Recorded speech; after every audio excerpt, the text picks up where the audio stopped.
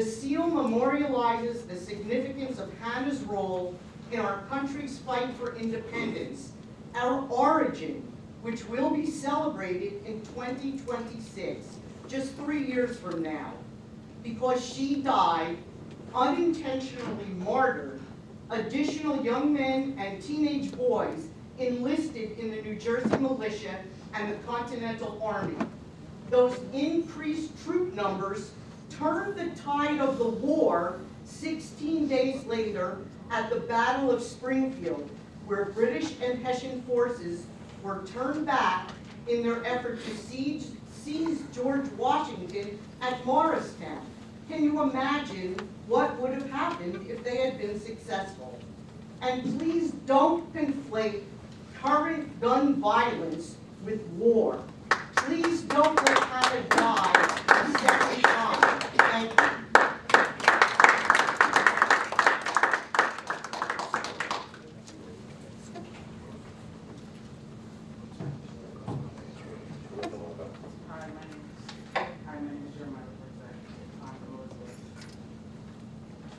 I don't think we can truly honor or truly show representation to someone as heroic and as historic as Hannah Caldwell if we are not showing her true representation, or the true representation of what happened. We cannot honor a misrepresentation that represents our county.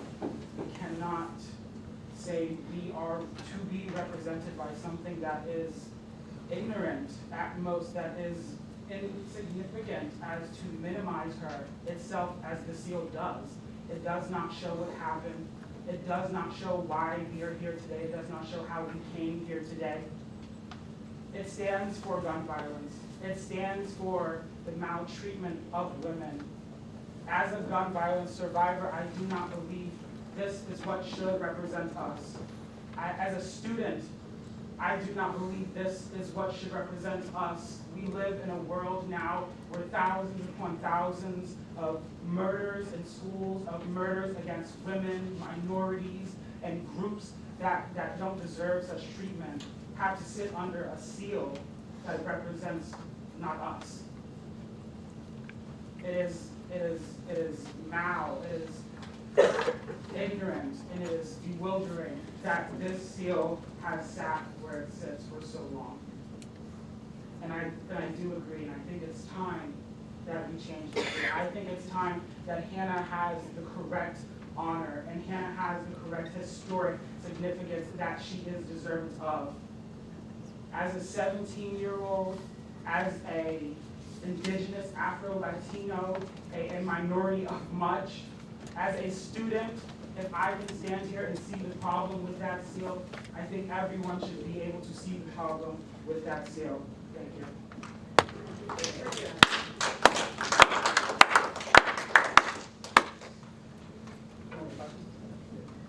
Hi everyone, I'm Jason Spore.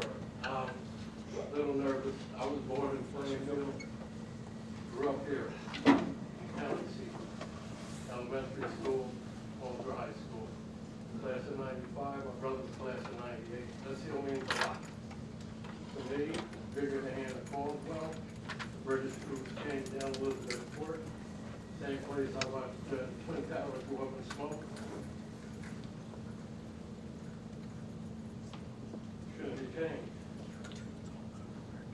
That's just how I feel about it. Me, the British soldiers came here, they torched the city,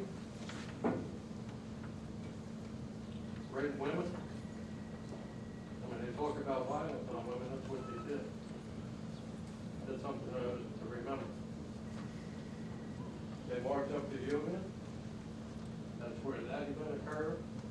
Then they went to Springfield. They got the butt state to the left. Means a lot. So I don't want to see the seal change. That's why I'm here tonight. But when I said to Jim, I have nothing better to do. I don't want to see it change. Bare minimum, I signed a petition with 1,200 other people. I feel like on the website, you get 2 options. There should be a third option and leave it up the same. That didn't happen. So I feel like we have 1,200 voters. People that already voted. So I would like to see that on the website as an option to keep. That's really about it. And right now, I was born in Clintonfield, grew up in Elizabeth, I live in Kenilworth right now. And I just don't want to see a change. That's it.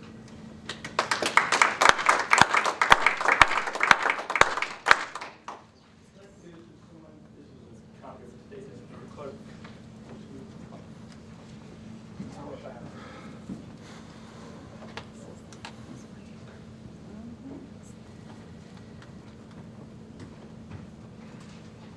Speaking of the seal, I want to say something close to that.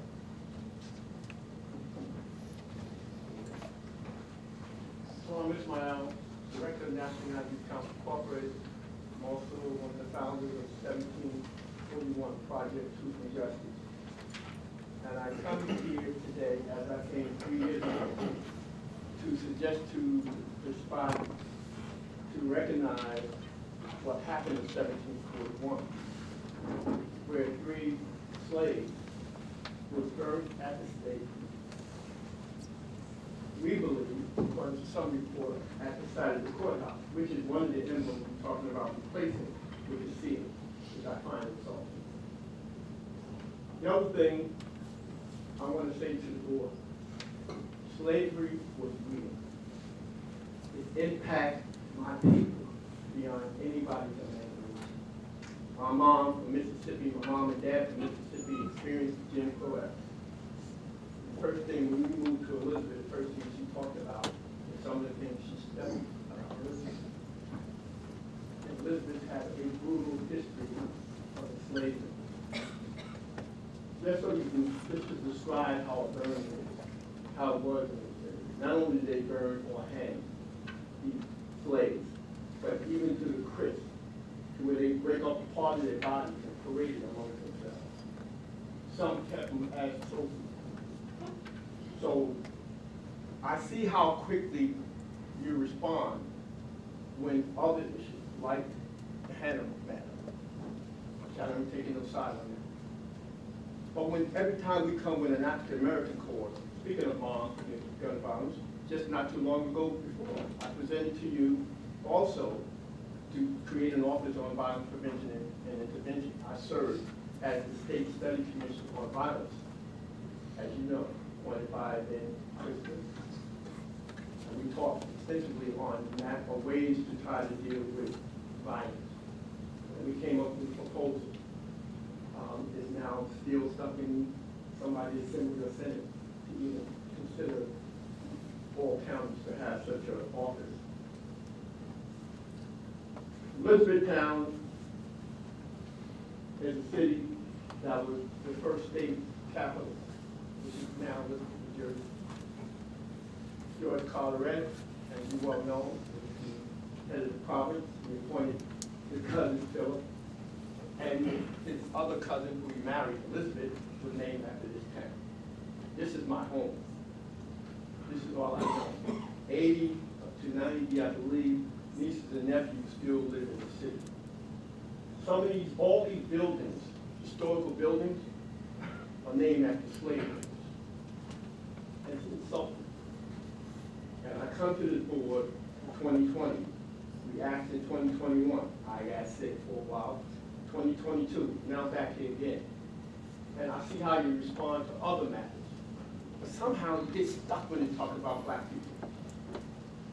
And the evidence proves that. Even when you talk about the city. Disregard our issue.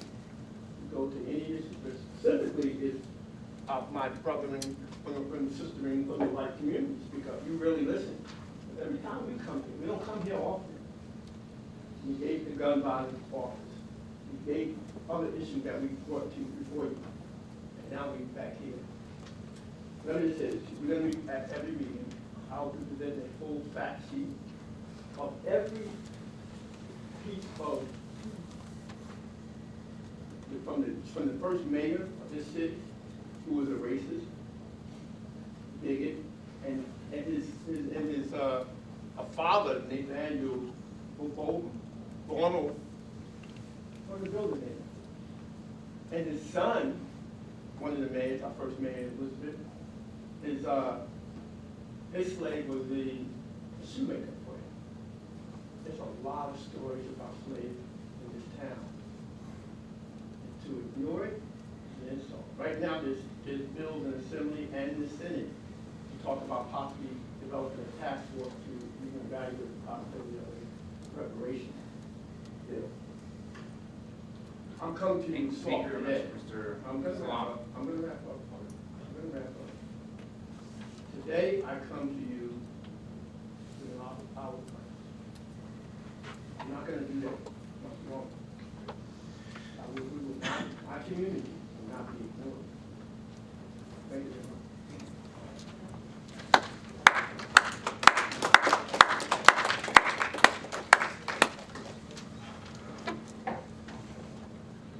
Good evening, Commissioners. First and foremost, I would be somewhat remiss if I didn't acknowledge the 5 trailblazing women commissioners during the closing of Women's History Month. Ms. Kimberly Mary Madu, Betty Jane Kowalski, and 3 that I had personal relationships with, none other than Rebecca Williams, Lourdes Leon, and Dr. Angela Garrison. Thank you, James. As we stand on the edge of the precipice where Republican-controlled states like Florida and Texas have banned critical race theory and black history, I often ask myself, are we really moving forward as a country, or are we intent on erasing the past of certain ethnic groups? I am fortunate to be living in the citadel of Union County's democracy, where I have personally witnessed significant progress being made towards racial relations. However, much more is desired. I remember being part of my late mentor, Charles Harris' Curriculum of Inclusion Committee, where we diligently fought to have the historical accomplishments of blacks taught in the Elizabeth School District. Today, it's a state requirement, and it's called the Amistad Act, and both the City of Elizabeth and the County of Union are fortunate to have 3 historical events culminating simultaneously.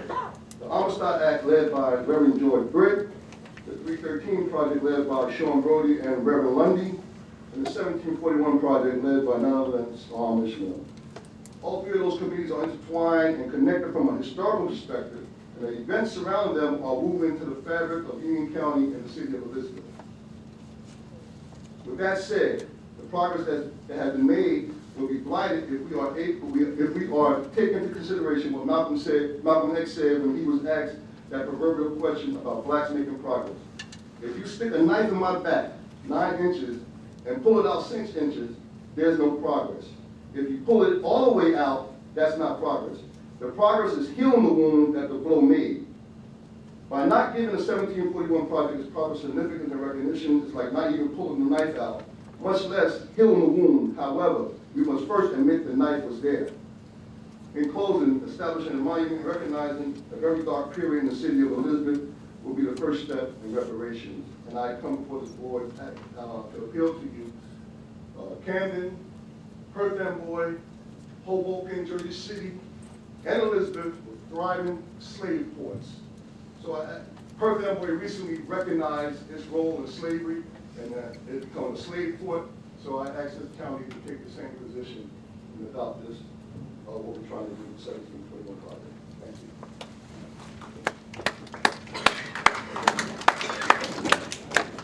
Good evening, everyone. My name is Rev Clyde. I am the pastor of the Sower Seeds Ministry, and I want to give greetings to the board, the chairman, manager, those in attendance on tonight whose cause we want to just represent or speak out. And I just want to start off by mentioning very important scripture. Of course, I'm a minister, so I always go biblical.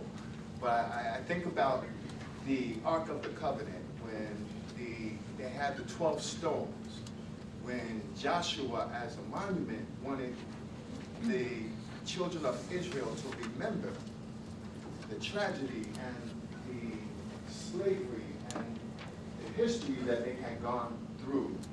And one of the reasons for the Ark of the Covenant was so that they would never forget, so that they would not repeat the same history again.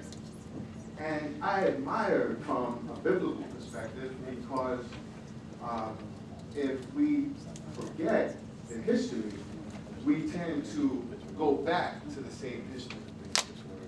I commend my colleague, Salaam Ismaill, such a historian, I'm not such a historian as he, but I do know between right and wrong.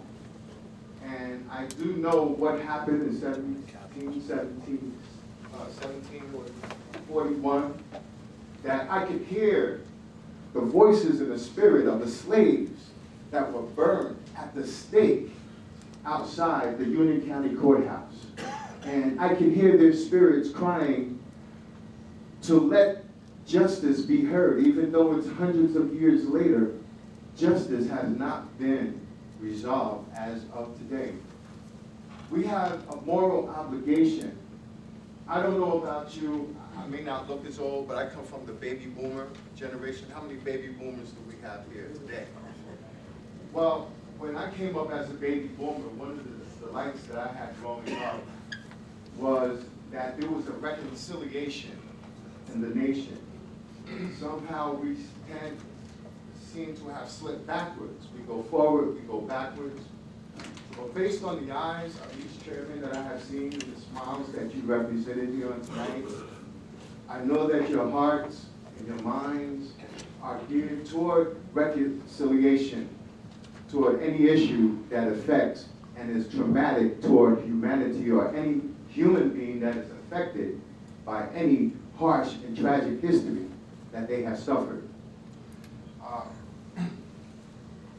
I do know that during the baby boomer generation, I know that some of you are a part of that generation, and there is a means of reconciliation, and I hope that tonight that you do consider a monument so that we will never forget, and so that we will never make the same mistake again. And for those with the hearts of reconciliation, it is our duty to recompense, to make good on what our forefathers have done in the past. My forefathers, your forefathers, they didn't always do everything correct. But as the new generation, I know from the baby boomer generation, there was Generation X, then there was Generation Y, then there was Generation Z. Every 15 years is a new generation. I do feel that we're getting closer to the mark of justice for all, as we had proclaimed in the Pledge of Allegiance earlier.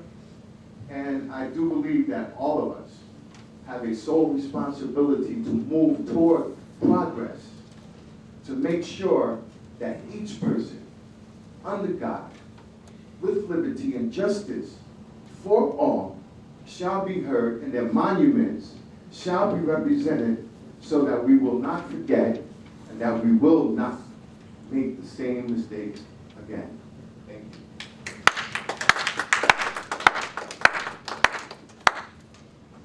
Good evening. Carlos Santos, Mountain So, about the seal. The current seal has been part of our history since 1857.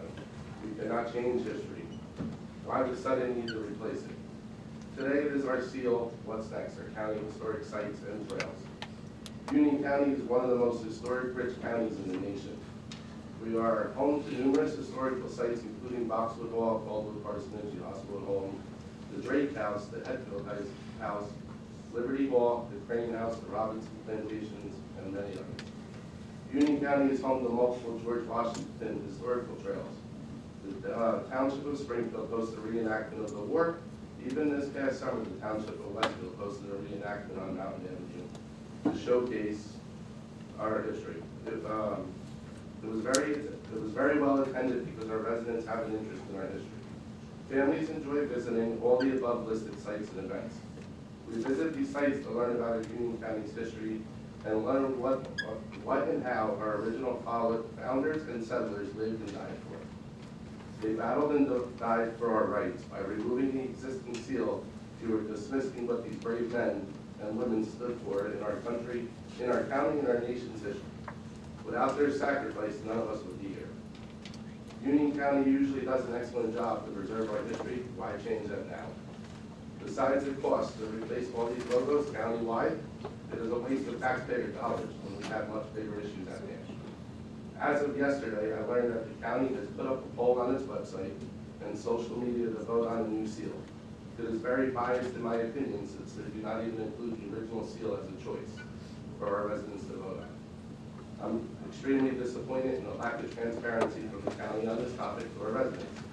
I encourage you to keep the original seal, or at least include the original seal in your poll on the website for the residents to choose from.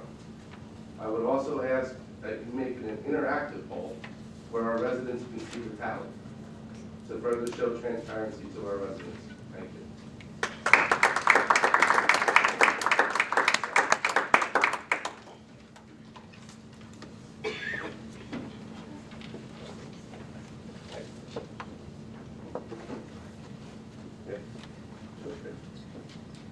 Good evening. My name is Charles Halpros. I am a lifelong resident of Elizabeth. I was a teacher, actually a beloved teacher, for 34 years in the public school system of Elizabeth and taught history. And I was formerly president of the Union County Historical Society. And, vice chairman of the Elizabeth Planning Board, but that's still active in civic affairs. It's ironic that we're discussing this, and the chairman said we should never forget victims of gun violence, and I agree 100%, including Hannah Copeland. And we are discussing this several hundred feet from her grave. Very appropriate. Well, thank you for the opportunity to speak tonight on an issue we should not be discussing at law, but unfortunately we must. The Union County Historical Society is strongly opposed to any changes to our historic and iconic county seal. Our statement on this issue has been distributed to the commissioners. You all have a copy at your place.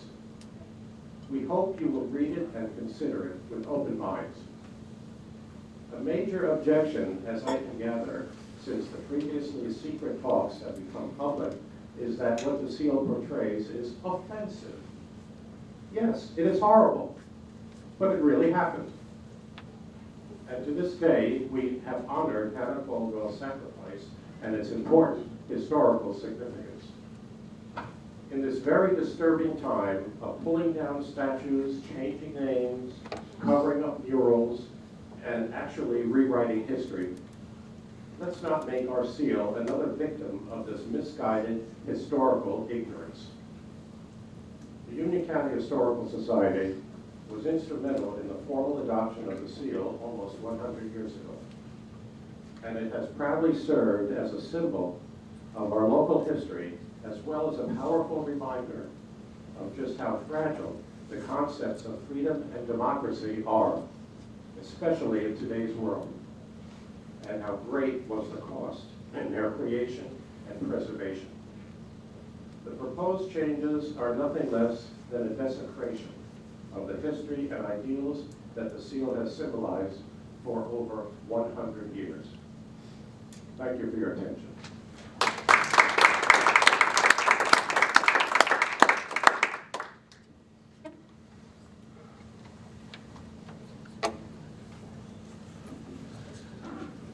Good evening. My name is Maria Lorenz and I live here in Elizabeth. I understand that today the Elizabeth Special Services Department was recognized here by the Union County Freeholders, and I want to be able to share some facts with you about our Special Services Department. We have the lowest classification rate when it comes to similarly sized districts. 1 in 36 children are diagnosed with autism. Elizabeth doesn't even hit 13%, it's actually 12.3% classification rate when compared to other similarly sized districts like Patterson. Even Newark, which is a bigger district, classifies at a higher level than Elizabeth does. There have been countless complaints about a non-functioning CPAC, a CPAC that only exists on paper and is actually a law. That there should be a CPAC that addresses systemic issues that affect special needs parents. There have been systemic issues that have not been addressed, bylaws that conflict from the CPAC, bylaws that were created that conflict with the policy of the board, and a Union County manager, Mr. Darrell Palmieri, who chooses to not do anything about it. Okay, those concerns from parents and other parent members in the community have fallen on his very deaf ears. A district that instead of working collaboratively, rather be litigious and pay over 6 figures to an attorney. As a mother, I actually had to take this district to court in court, in mediation, and on a settlement, a verbal settlement, I took the district's word that they were gonna offer my child a program. They didn't. I was left to resolve and find that program myself. I hired one of the teachers in Elizabeth to actually deliver that program to my child, and I paid her out of my own pocket. When I came back to the district with the bill, they laughed. They said they would not pay me. I ended up taking the case to small claims court in an effort to try to resolve the issue, because they were being just absolutely bullheaded about it. The district spent $450 to obtain a federal docket number and put me in federal court. Just some background for you. So that's taxpayer dollars for a $2,500 program that could have easily, a check would have been cut, it would have been okay. But we paid $450, and we paid Verity over $10,000 to fight me in court. Guess what? I won. I got my $2,500. The district had to pay my attorney fees, and the taxpayer was out paying Verity his fees. Did that make sense? But those are the people you honored here today. And that's just me. There's not that many parents like me in Elizabeth, but I'm a star. In addition to that, we had a teacher by the name of doctor. Her name was Dr. Luann Breeze, who came to the district as a doctorate. She achieved her doctorate here. She spoke out about the illegal activities that were going on under children's individualized educational plans. She spoke out and got retaliated against. Elizabeth Public Schools created a hostile work environment, and eventually she ended up in constructive discharge and having to leave her duties and the children that she serviced because she refused to sign IEPs saying that services were provided to children that were not being provided to those parents. See, a functional CPAC would have addressed that too, but we don't have one in Elizabeth, and we haven't had one in 6 years. And actually, there's a former member of that Elizabeth CPAC sitting in this room today that can attest to that. She also complained about certified staff that did not have the proper credentials. So, in addition to that, I want to let you know that this illustrious district has carried over $1.5 million of federal IDEA funding that was never spent on our special needs kids. Our kids need help. You should look to yourself and your conscience and do your research before you start commending people that actually don't deserve it.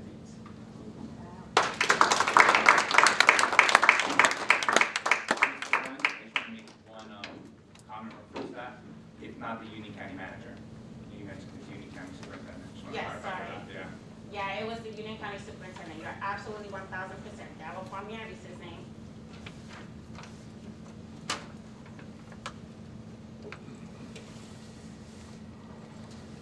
Hello? Hello? Okay, my name's Maria Maria. I'm from Elizabeth. I'm here on agenda today. Well, besides, Brooke Campbell, you could have mentioned her name, okay, instead of just putting it on an agenda and not saying anything. She worked tirelessly in this county for at least 15 years. I know me and my family had her for 15 years, okay? And let me know what her family says about me getting the confirmation. Okay? Because remember, if I didn't bring it to your attention, you wouldn't even know she passed away. She's on her other people. Okay, agenda 306, 307. How many people is that for? Okay, let's see. 317. Who gets that? How many people is that for? And specifically for the background stable, therapeutic riding, what's the weight limit on that, by the way? The weight limit on the therapeutic riding? Got it. My boy weighs 300 pounds, so that's what, yeah. Yeah. And then your 331, is that organic gardening, okay? I don't know if anybody's aware, of the pesticides and the herbicides and all those toxics that are in the plants and stuff from all the sprays they want to spray. Okay. 336, autism, okay? I see we went into from awareness to acceptance because it has skyrocketed, okay?